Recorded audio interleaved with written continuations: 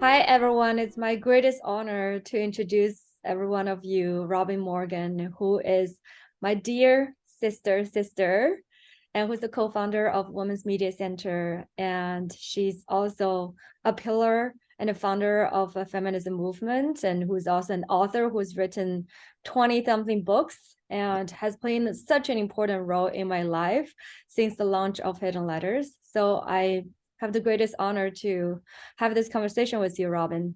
Oh, thank you, Violet, very much. Listen, I have to tell you, it's the honor. It goes both ways, or the other way around, because I think that this film, that Hidden Letters, is extraordinary. Thank Um, I think this, as an activist, an organizer, a feminist organizer, I think this is an artist. I think this is a moviegoer. And I think this is a co-founder with Gloria and Jane, Gloria Steinem and Jane Fonda of the Women's Media Center. I say this because, well, first of all, of course it's a documentary, and I don't mean in any way to rain on its being a documentary or that parade, but it's also an art film. It's a bloody art film. It's so beautiful. But that doesn't cut against its being factual and historic and not just a Chinese film. It's a universal film. Um, not only because women come in all shapes and colors and nationalities and ages and so, but because it cuts to the heart of what makes women who we are. And that's the concept of sisterhood. Now, that can seem gag me with a spoon to some people. Oh God, sisterhood sounds like a bunch of nuns running around. Well, some of those nuns are pretty cool. Um, but but I mean sisterhood the way that Hollywood and the film industry and let's face it, the Academy until quite recently didn't wake up and get it. And remarkable actors, Nicole Kidman, Renee Zellweger. I mean, just a whole bunch of really remarkable women have changed that through producing films for women, through seeking out vehicles for women.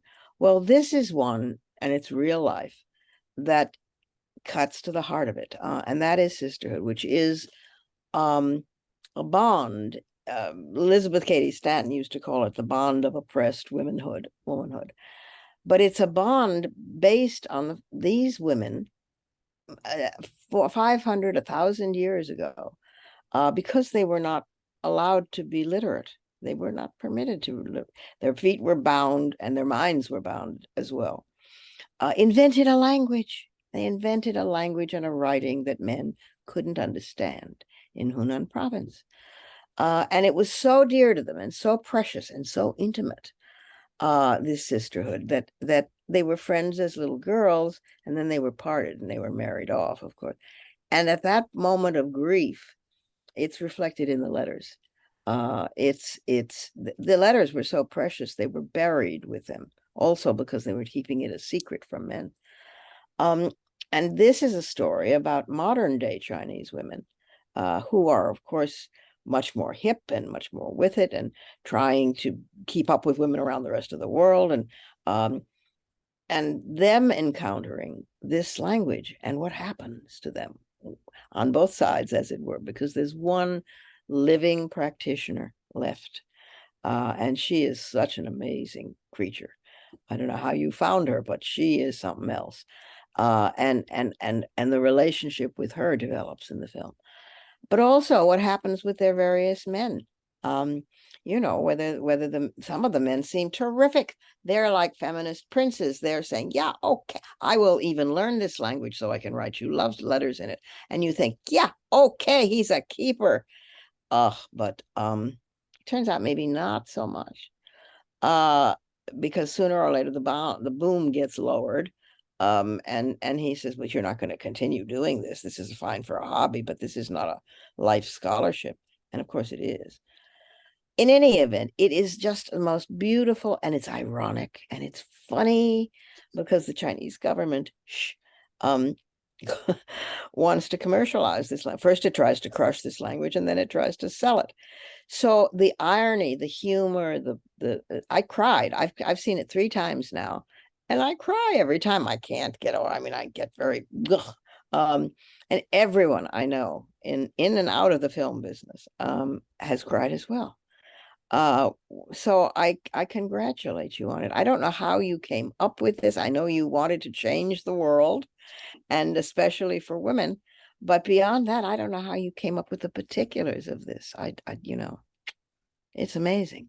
Well, thank you so much. I think that, as you know, and that's how we connected, through this film also is I think our heart is all in this together. And I think I came with it because I made this film with my heart, and that's where my heart was.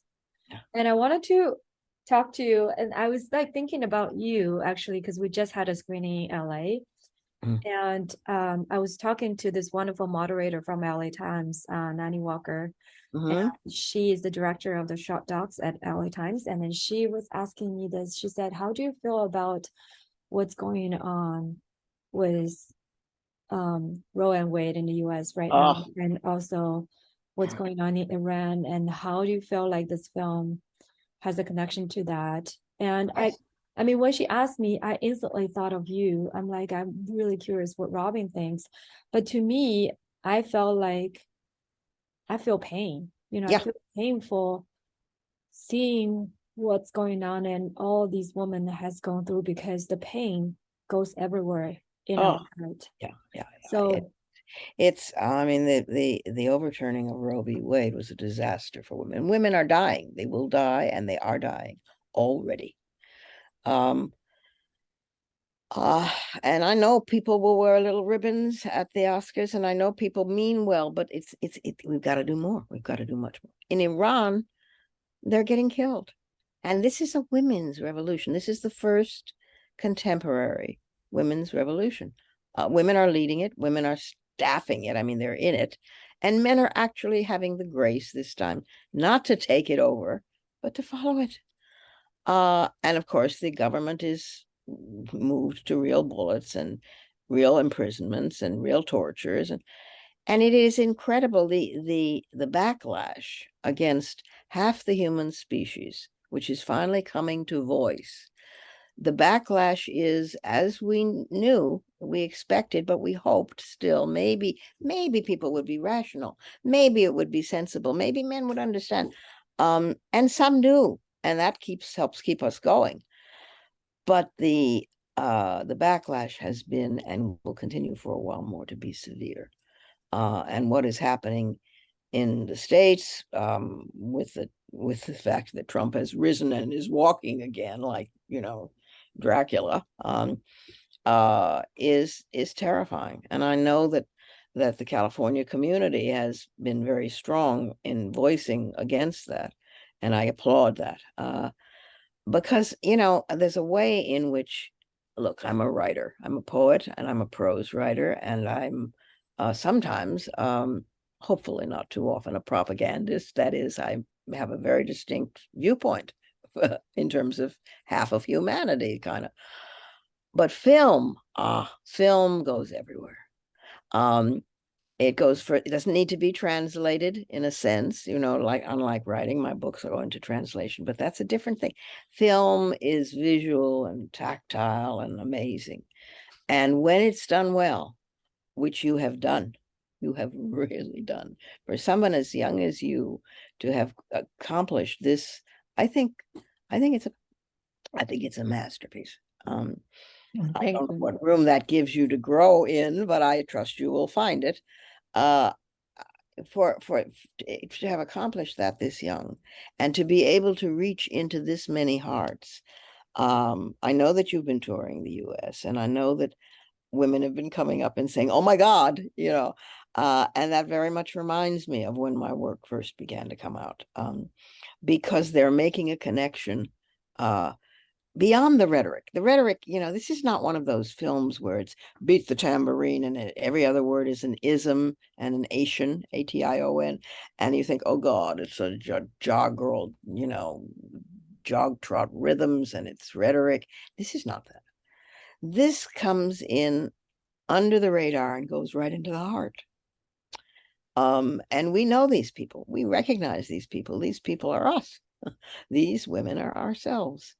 So there is no prison or Mm, that can contain that. There is no riot police that can shoot it down in the streets as they're doing in Tehran.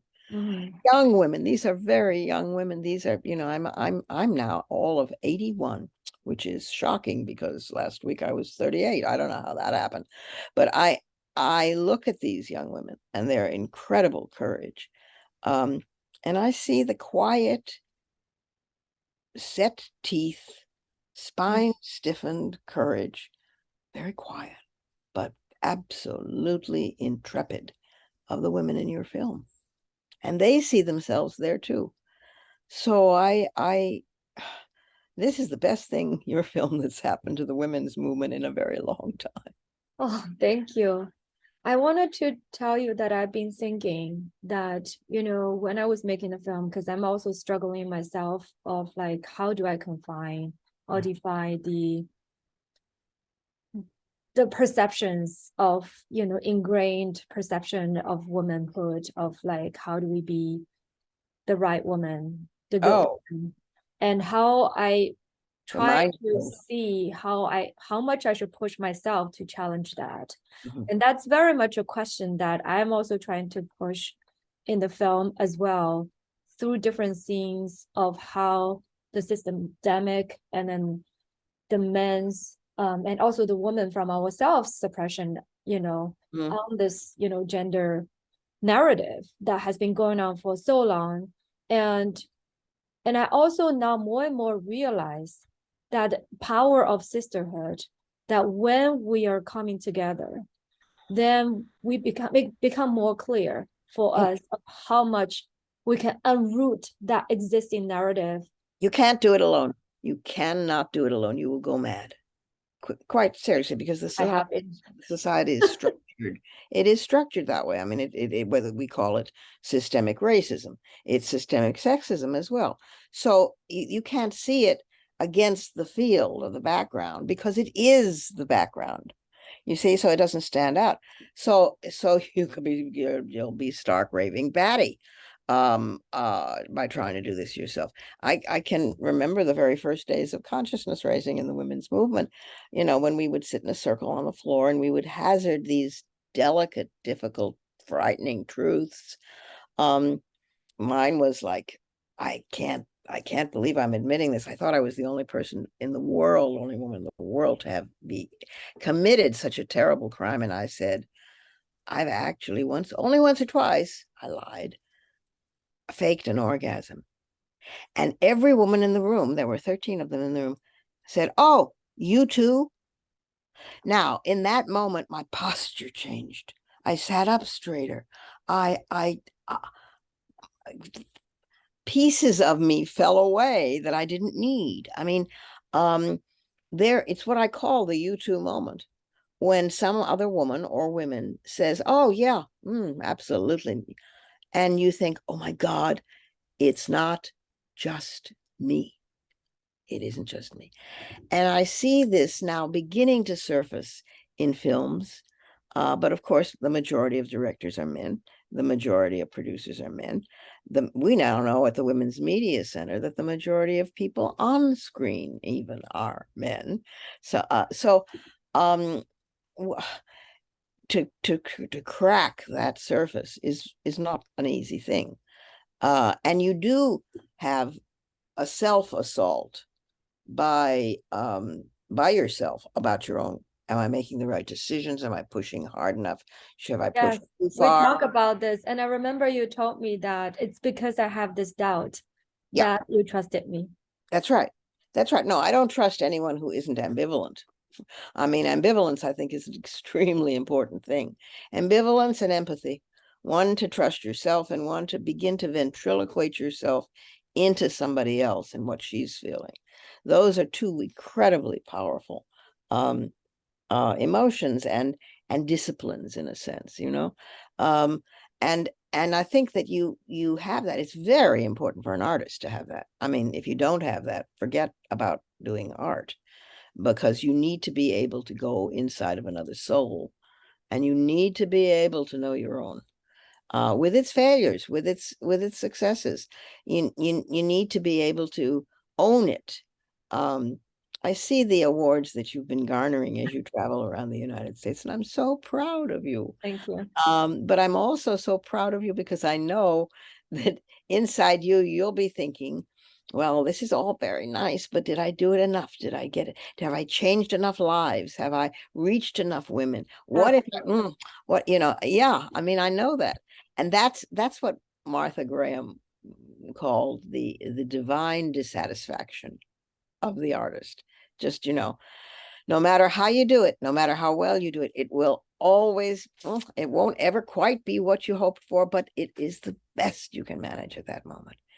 And that's very good indeed. Very good indeed. And I applaud you for it. I have known a lot of young artists in my time, and I have very rarely encountered anyone like you. So God, I congratulate you, and I'm going to cry all over it, all So over it you're just making me cry, Robin, but that's exactly why you're my sister. Well, I know that you were very proud of the film that you made about Alzheimer's and how it actually even changed the terminology of the Chinese government. Oh my God, because they were calling people with Oh, Alzheimer's retard. old retards. Oh, and it changed their language. If you can change the language, the way etymology works, the way people describe something, wow, have you made a change in their thinking, in their whole relationship to the subject. So I think that your ambition for Hidden Letters is enormous, and unstoppable. And I think it will change. I think Chinese women are very ready to change, but it isn't just Chinese women. Absolutely. Granted, they are a quarter of the world's women, so that's a lot of women. But it's anybody who watches this film. It changes you. You don't come out of it the same because the still living practitioner is so beautiful. But also because she has a sense of irony. Her face, when they show her Nushi, the hidden writing, excuse me, on an iPhone, her face is a study in wonders. It's ironic, it's sardonic, and that, of course, you can only do with a camera. Uh, and you have done it, my dear. Thank you so much. I have one more question I'm dying to ask you because when we show the film in Norway, and my producer and I, we decided to cut our hair on stage to support the women in Iran. And we Ah, did that. But I remember when I was cutting the hair, the sense of being overwhelmed with the sense of powerlessness that, this is what I can do, but how can we help them? The pain of feeling the powerlessness, except for I cut my hair, I know. was so overwhelming me. And how do you deal with that? Well, it's probably the question I've been asked most and over the 50 years of activism. Um, you get up the next day. It's not that you'll fall. It's how you get up. And it hurts. Oh God, it hurts. Uh, and it hurts at personal levels. It hurts in terms of the way your child gets treated Yes. because of you. It hurts because of the way a man that you've loved suddenly acts or doesn't. It hurts in so many ways. And these are very personal ways. And then there are the so-called political ways, but everything is political anyway. But the political ways are what you were feeling with your hair in Iran. Um, and there's no simple answer. There's no blueprint. There's no code to break. It's only that you keep going. If you stay in motion, um, you do everything you can think of. You raise funds for them. You help get them out the way we got the women out of Afghanistan, smuggle some women out. You try to do the same in terms of Iran. You pressure governments so that they in turn pressure Iran. Um, this is the basic one. This is the big one, I think, because all the other isms come from this moment when a child is born, um, a perfect little wonderful human being. Nobody cares or knows whether it's male or female or all black or white or what, it's this creature, this wonderful creature. And the rules begin to come down, and they begin to clamp in on that fragile being. And you do everything you can, and you know that it won't be finished in your lifetime. It's a work in progress, like the great cathedral of Chartres. So you do your best, and you try to hand it on to younger women. And I'm very grateful to younger women like you, but all over the world who are trying. Those women in Iran, um, two young new teenagers were killed just a week ago. And Erevan prison is filling up with torturers and victims. And I don't know how they're doing it. Their particular kind of bravery eludes me. But then there's always some kind of moment when you go into the Gaza Strip, or you face down tanks in Tiananmen Square, when you have it in you and you didn't know you had it in you. It's like in Hidden Letters when the woman says, to sit beside water is not to thirst, to have a sister beside you is not to be alone. It's not to despair. Is not to despair. Exactly. And that keeps you from despair and doing your work. Because with every piece of art you produce, with every poem you finish, with every symphony or pop song you write, with everything that you can manage to pour your creativity into, it's one step closer toward humanity, real being human. And that's what we're always about anyway. I mean, we're trying to save this silly little blue perfect marble hanging there in the middle of space. And the women's movement for me has always been a metaphor for saving humanity. It seemed to be a very good one, since it was the majority of the humanity that wasn't being listened to. But that's what we're trying to do. We're trying to save the planet while there's still time. My friend Jane has, dedicated herself to planet salvation. My friend Gloria, who's in her late 80s now, doesn't stop. We don't have time. We don't have time to stop. So I wish that for you, even though it's a hard row to hoe, but It will be. yeah, it's worth it. It's really worth it. And thank you, Violet. Thank you for Hidden Letters. It's beautiful, beautiful, and valuable and precious. And thank you for speaking with me, Robin. It touched my heart, like every time we have conversations, and I can't wait to hug you. 谢谢妹妹。谢谢姐姐。